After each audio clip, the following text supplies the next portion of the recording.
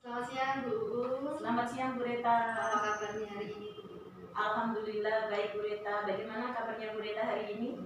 Baik juga Bu Uun. Oke, sebelum melakukan proses coaching ada beberapa hal yang perlu kita obrolan ya Bu. Iya Bu Reta. Nanti pada saat coaching antara coach yaitu Bu Uun dan coachee yaitu Bu Sarah akan saya amati ya Bu. Akan saya nilai dengan rubrik penilaian coaching seperti yang langkah-langkah coaching sudah sesuai dengan alur kita atau belum. Lalu kemudian apakah Bu Uun sudah memberikan pertanyaan-pertanyaan yang berbobot sesuai dengan kata kunci yang disampaikan oleh coachee, dan juga akan mendengarkan dan mengamati respon serta jawaban dari coachee apakah sudah sesuai dengan pertanyaan yang Bu Uun sampaikan. Jangan lupa ya Bu, harus disesuaikan dengan prinsip coaching, diantaranya adalah kemitraan, proses kreatif, dan memaksimalkan potensi. Sebelum dilaksanakan proses observasi nih Bu, ada sedikit yang akan saya tanyakan dulu, boleh Bu? Boleh Bu Reta, silakan. Baik, untuk pertanyaan pertama, kompetensi yang ingin Ibu kembangkan dalam proses coaching hari ini seperti apa? Kompetensi yang ingin saya kembangkan itu adalah kompetensi inti dari coaching itu sendiri Bu Reta. Di situ ada 3. Yang pertama itu kehadiran penuh, kemudian mendengarkan aktif, yang ketiga itu adalah mengajukan pertanyaan yang berbobot kepada coaching seperti itu Bu Reta. Baik, jadi yang ingin Ibu kembangkan 3 kompetensi inti itu ya, yaitu ada kehadiran penuh, mendengarkan aktif, dan mengajukan pertanyaan berbobot. Di antara ketiga ini kira-kira ada yang lebih spesifik yang ingin Ibu kembangkan atau ingin Ibu observasi? Yang spesifik yang ingin saya kembangkan, yang pertama itu mendengarkan aktif Bu Reta, kemudian yang kedua itu mengajukan pertanyaan yang berbobot kepada coaching seperti itu. Baik, berarti ada 2 ya Bu, yang ingin dikembangkan yang lebih spesifik yaitu mendengarkan aktif dan mengajukan pertanyaan berbobot. Nah, kira-kira Bu Uun, indikator tercapaian dari tujuan pengembangan yang ingin diinginkan itu seperti apa? Indikator ketercapaiannya berarti coaching itu dapat menemukan solusi dari masalah yang dihadapi Bu Reta. Kemudian yang kedua, coaching itu memiliki rencana aksi untuk masalah tersebut seperti itu. Jadi indikator tercapainya adalah saat coaching sudah menemukan sendiri solusi dari permasalahan yang dihadapi dan memiliki rencana aksi sebagai solusi dari masalah yang dihadapi. Oke, baik Bu, terima kasih untuk jawaban-jawabannya. Silakan Bu Uun melakukan proses coaching sebaik-baiknya, dan nanti setelah proses coaching Bu Uun sudah selesai, kita ngobrol-ngobrol lagi ya Bu. Siap Bu Reta. Silakan Bu Uun untuk melakukan proses coaching. Terima kasih Bu Reta. Selamat siang Bu Sarah. Selamat siang Bu Uun. Bagaimana nih kabarnya Bu Sarah, tanpa kurang bersemangat nih? Iya betul Ibu, jadi ada sesuatu yang saya sedang pikirkan, itu yang membuat saya kurang bersemangat. Tapi gimana kabarnya Bu Uun? Alhamdulillah baik Bu Sarah. Lah kok kurang bersemangat, kenapa ya Bu Sarah? Ada yang sedang saya pikirkan, makanya saya mau bertemu dengan Ibu tuh ya. Ini kejadian di kelas, jadi tuh saya tuh merasa anak-anak tuh kurang fokus ketika saya mengajar. Saya mengajar kelas 8, kebetulan topiknya saat itu tentang sistem pencernaan.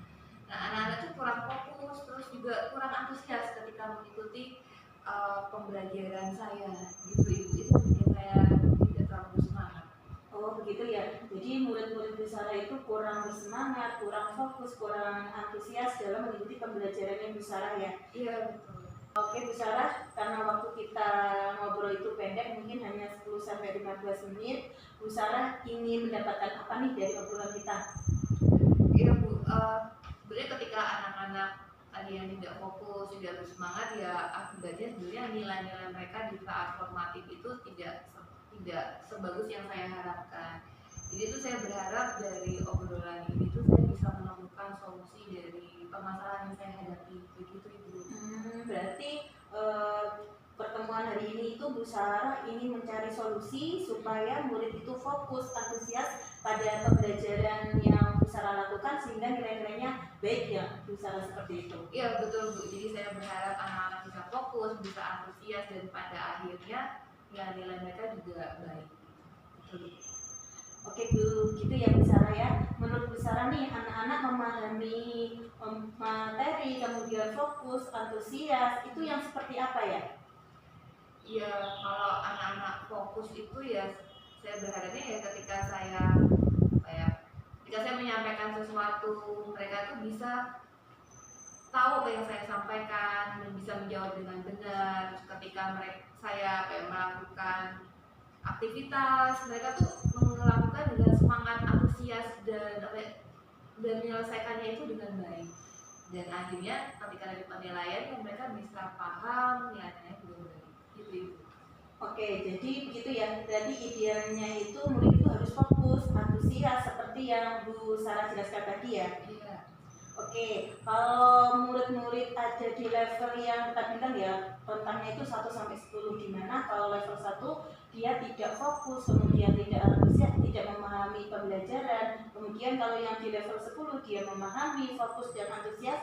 Kalau menurut Bu Sarah nih, murid-murid Bu Sarah itu ada di level berapa ya? Menurut saya mungkin ya sekitar tengah-tengah di level 5. Ya ada anak-anak yang memang belum paham, tapi juga ada anak-anak yang sudah paham dengan materi. Ada anak-anak yang kurang fokus, tapi ya sebetulnya tetap ada anak-anak yang saya dapati juga bisa fokus, antusias. Jadi sebenarnya dia agak di tengah sih Bu, kita level 5. Oke, menurut Bu Sarah berarti murid-murid Bu Sarah itu berada di level 5 ya? Untuk memahami, bisa fokus, antusias, dan memahami materi seperti itu. Apakah ada kemungkinan nih murid-murid Bu Sarah itu berada di level 10? Iya, ya bisa saja sih Bu.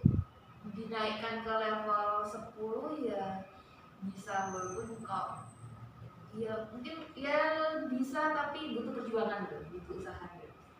Kalau menurut Bu Sarah lebih tepatnya itu di level berapa? 10, 8, 9 atau yang menurut Bu Sarah pasti?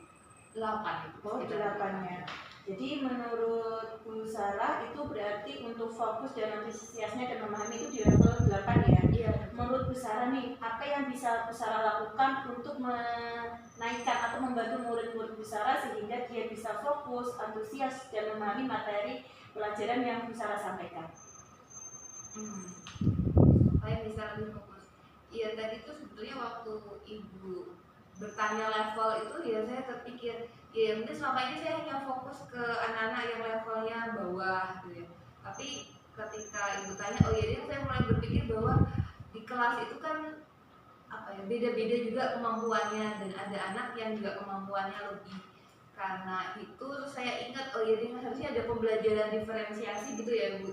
Jadi diferensiasi kontennya, kemudian disesuaikan dengan kemampuan siswa, sehingga ketika anak-anak mengikuti pembelajaran yang disesuaikan dengan kemampuan mereka, jadi mereka bisa tambah bersemangat. Kemudian bisa juga nanti diferensiasi di prosesnya, disesuaikan dengan gaya belajarnya. Kan ada auditori, visual, kinestetik. Jadi misalnya auditorinya dengan video sistem pencernaan, terus anak-anak yang visual bisa dengan ini,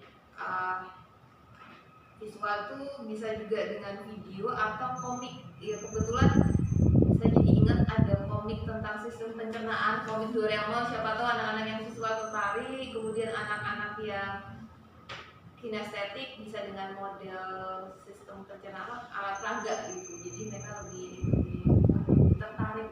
Mungkin seperti itu Bu yang bisa saya siapkan. Wah, bagus sekali ya Bu Sarah idenya. Lalu tadi sudah rencana aksinya itu dengan pembelajaran berdiferensiasi yang bisa konten, proses, dan produk seperti itu untuk materi sistem pencernaan yang kemudian kan di sini tadi Bu Sarah juga sudah menjelaskan ternyata gaya belajarnya Bu Sarah juga memfasilitasi gaya belajar murid. Ada yang tadi kinestetik, kemudian auditori dan visual seperti itu tadi juga sudah nampak jelas yang rencana aksi Bu Sarah mau laksanakan ya.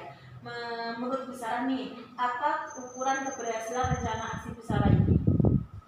Ukuran keberhasilan ya ada 2 hal dalam pembelajarannya, berarti anak-anak semuanya bisa lebih fokus, lebih antusias mengikuti pembelajaran saya.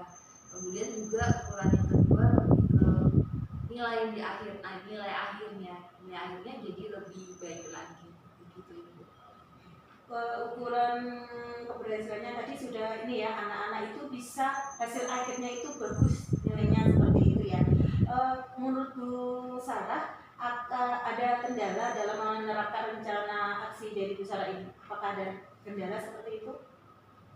Ada kendala yang kadang tuh kendalanya jadi dari diri saya tidak bersegera untuk menyiapkan. Jadi ya gimana caranya supaya saya bisa lebih berusaha untuk segera mengatasi hal ini. Berarti waktu ya Bu Sarah untuk mempersiapkan media-media atau apa-apa yang diperlukan dalam pembelajaran berdiferensiasi ya, seperti itu ya. Lebih ke situ. Mungkin berapa lama ya waktu yang diperlukan Bu Sarah untuk mempersiapkan hal tersebut? Mungkin sekitar 2-3 hari gitu Bu untuk mempersiapkannya. Adakah seseorang yang mungkin bisa membantu Bu Sarah dalam mempersiapkan pembelajaran ini? Ada sih, kan di SMP ada beberapa buku IPA. Jadi saya ada teman saya, Bu Linda. Saya bisa bertanya nih, siapa tahu Bu Linda punya masukan-masukan, contoh-contoh juga alat peraga yang lainnya yang bisa membantu saya. Oke. Kemudian Bu Sarah, kira-kira kapan nih Bu Sarah ingin menerapkan pembelajaran berdiferensiasi ini di kelas? Jadi kan dalam pelaksanaannya saya butuh untuk membuat kayak mau belajarnya, menyiapkan lembar kerjanya. Iya, berarti ya untuk buat itu ya bisa mulai besok kali ya Bu. Bisa sih mulai besok.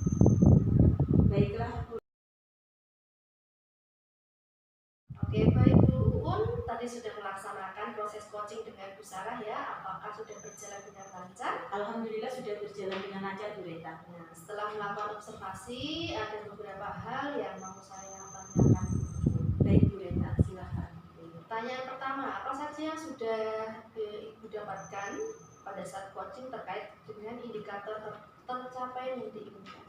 Tadi ketika saya coaching bersama Bu Sarah, saya sudah melakukan tahapan-tahapan yang dengan alur tirta, di mana saya sudah menyampaikan tujuan, kemudian mengidentifikasi masalah, kemudian coach sudah memiliki rencana aksi, dan coach juga bertanggung jawab atas nanti rencana aksinya seperti itu Bu Reta. Selain itu saya juga menggali